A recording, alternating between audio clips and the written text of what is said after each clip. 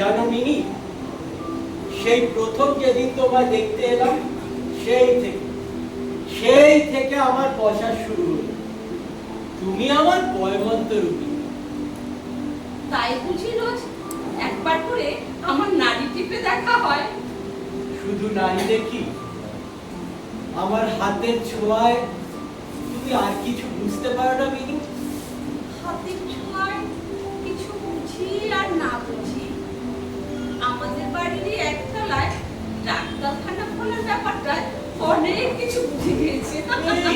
না না, তোমার দাদাই তো বললেন, শশী তুমি চেম্বার খুললে তো খুব ভালো কথা, আমাদের নিচতলার ঘর তো ফাঁকাই পড়ে আছে, তো তুমি অন্য কথা খুলতে যাবে কেন?